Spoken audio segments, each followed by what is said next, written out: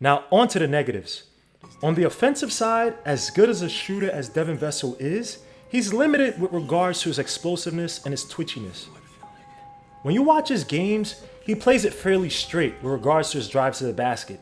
He's not going to beat his man to the cup with a quick first step. He doesn't have that twitchy dribble to keep his defender honest or scared to take a swipe at the ball.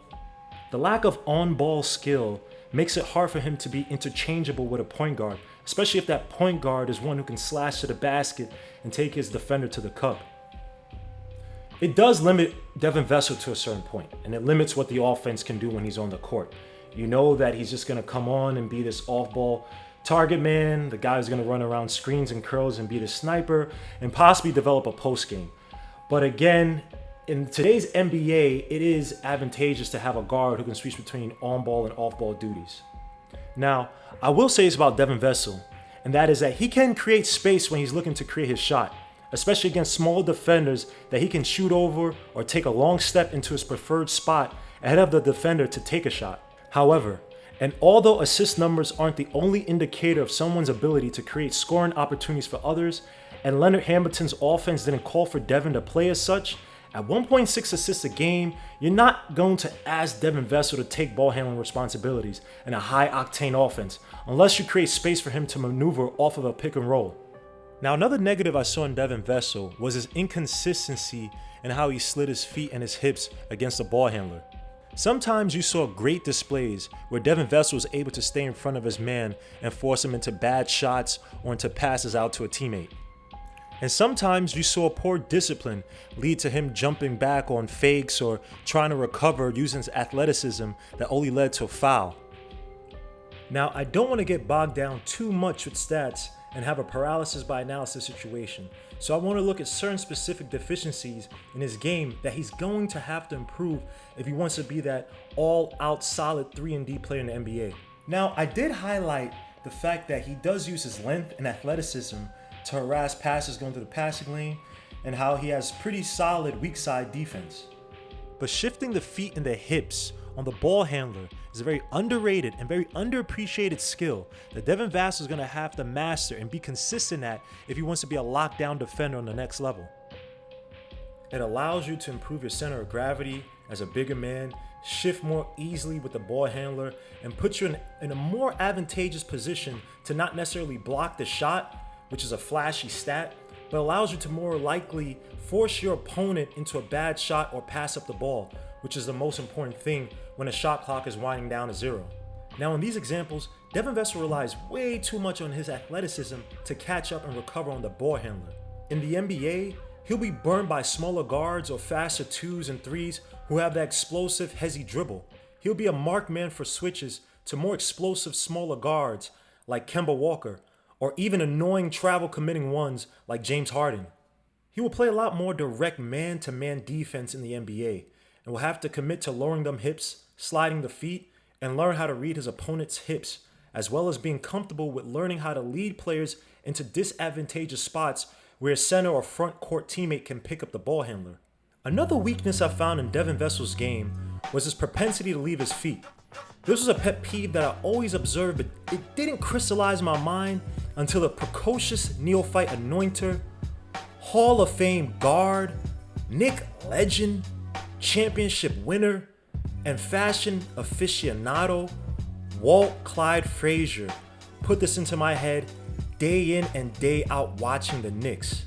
And clowns like Chris Carter and LeBron James Boothang, Nick Wright, need to put some respect on his name. Clowns. The one thing Walt Clyde Frazier did was that he continuously highlighted this flaw when Knicks guards did it, because they would telegraph their passes to the defense, and once you leave your feet, you're really in no man's land. In the NBA, he's going to get picked apart if he picks up his dribble and leaves his feet to make those cross-country passes, especially against the elite teams that love to pick apart errant passes in the passing lane. Now, LeBron James does make these passes all the time. That's also because he has the power and explosiveness to beat defenders scoping the passing lanes. And that's not to say LeBron James doesn't generate turnovers doing so, but Devin Vassell will have to keep his dribble a lot more in the NBA and develop his power and the strength in the NBA to make those passes carved through the passing lanes a lot quicker. And this leads to another negative, and that's his lack of strength. At 6'6", 180, he's gonna get bullied in the NBA if he's in the paint or even if he's driving against guys of similar height. There are plenty of proper muscle gaining and developmental programs in the NBA, and maybe 10 to 15 extra pounds of mostly muscle will do him well. And there are plenty of examples of guys who filled out their wiry frames with muscle to acclimate to the NBA without losing too much explosiveness. Guys like Giannis Antetokounmpo, who put on 52 pounds after weighing 200 pounds in 2013, Victor Oladipo when he joined the Pacers, Lonzo Ball, who put on 15 to 20 pounds of weight after his rookie season, Anthony Davis, who went from 220 at the time of his draft selection to 253 pounds and 10% body fat by his fourth season. And yes, some of these guys like Giannis and AD may be extreme examples, but even old school examples like Jordan could give Vassell a framework with which to work from. But nonetheless, if he's serious about his body, there are more than enough professional resources to help him once he gets to the league. On 5.1 rebounds per game, which led his team, and 3.8 of those being defensive rebounds, Devin Vassell doesn't mind getting dirty and working hard to help his team on the boards. But in the NBA, he will get bullied and rendered ineffective in doing so unless he adds some muscle and additional functional strength to his frame. Just don't do any steroids, my guy. Now, let's get to the comparisons. There are a few players that Devin Vassell reminds me of. Now, on a set shot, Vassell kind of reminds me of Steven Jackson. They both have that similar high release point, although Steven Jackson releases it more with the tip of his fingers, while Devin Vassell releases it more from his full fingers. But the similarity that is important is that it can be difficult to defend their shots once they get it off because of that pullback. It's not as pronounced as, say, Larry Bird, but if you can have a repetitive release point as such and can be proficient from such a high point, you can be an annoying matchup for even the best defenders playing up close as long as you can create some space to get the shot off. Now, as for his frame, it reminds me of Reggie Miller, who was 6'7", 185 in his playing days. What the hell? Sheesh, eat some food, bro. But as for the overall shooting form, they look somewhat similar. However, when you dig a little deeper, Reggie Miller always made it a habit of bringing his legs together at the point of his knees when he shot. Devin Vassell, on the other hand, when shooting his shot, brings his right leg in front of his left leg as he sets to release. Now, with regards to who I think Devin Vassell should model his game after, is a combination of both Reggie Miller and Klay Thompson. With regards to Reggie Miller, I would advise him to learn and research how Reggie Miller used different techniques on moving without the ball and luring defenders into foul committing situations, as well as using screens to create space, and how he did it against certain types of defenders on a given night, actually even on a given context within the play. Obviously, different teams and regimes have different playing styles, but as a player who isn't overly explosive and may have trouble setting up his own shot based on his one-on-one dribble, using screens and teammates to create space will be paramount to his offensive success as a sharpshooter.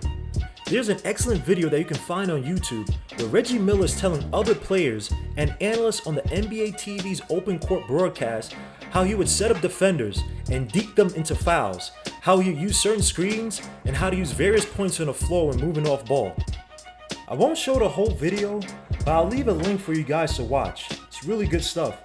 By the way, these dudes all look like they're out of shape uncles trying to look cool for the girl you bring to the barbecue, smelling like Groot deodorant, and wilding out to Frankie, Beverly, and Maze. But I digress. They all legends in my eyes. Salute to each and every one of them. I'm just joking. Now on to the Klay Thompson comparisons. There are some slight similarities I see in his college game when juxtaposing it to Vassell's at FSU. At 32.8% usage rate in his last year in college at Washington State, Klay Thompson was a greater part of his team's offensive game plan than Vassell was at FSU. But some of Klay's quick step-in shots and 1-2 dribble pop shots were very similar to some of Vassell's mid-range moves where he'll take a hard dribble to the elbow and shoot a shot once he creates the space. The difference I see in Klay's game is that he invited a lot less contact and picked his spots a little more cleaner than Vassell. Vassell seemed to tend to drive into his opponents and bounce off the defender and then shoot once he had a little bit of space. And although Vassell's offense was limited at FSU, He has decent potential in creating a lot cleaner spaces and picking his spots a lot better on the floor, similar to how Klay has done at Washington State and now at the Golden State Warriors. Another aspect I would tell Devin Vassell to study is Klay's post-up game in the NBA and see how it had developed and evolved over the years in Golden State.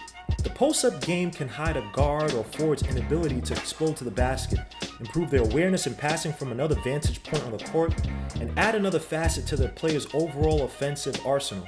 If he and his coach can allow him to develop that aspect of his game, Vassell will look underrated in this draft, just like Klay Thompson did in 2011. Another benefit to the post-up game is the amount of personal fouls that he can draw on the defender. At a low personal foul draw rate of 22.1% at FSU, Devin Vassell is going to have to improve his ability to get to the free throw line, and what better way to do that than through operating in the post.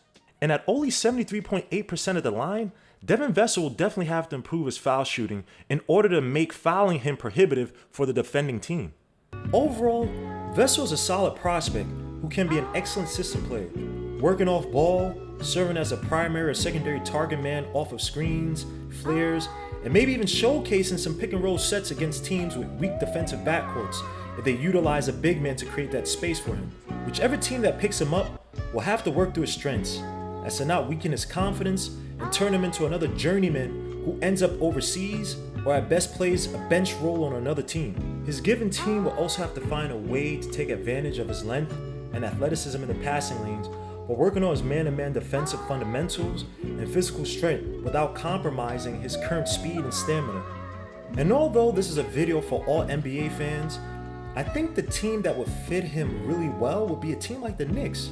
He can play alongside RJ Barrett as a complement to RJ's natural slashing and ability to pass out the pick and roll. He would also make more deliberate offensive schemes foundational, as he'd be able to actually, shoot, something the Knicks have struggled with.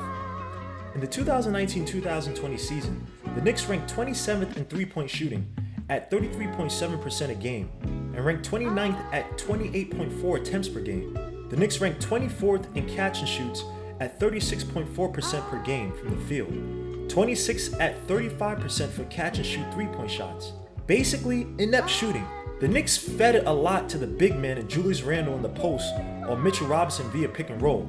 As much as we yearn for that point guard to come and save us, shooting is just as bad, if not even worse of a deficiency for the Knicks. I know everyone wants LaMelo or even Killian Hayes or even a Kara Lewis, but Devin Vassell is definitely a prospect worth taking a look at. And there's no need to force the point guard position this year when you got beasts coming into next year's draft. But that's it for this prospect video. Let me know what you think down in the comments, and don't forget to like and subscribe to this video. Thank you for being here, and God bless. Salute.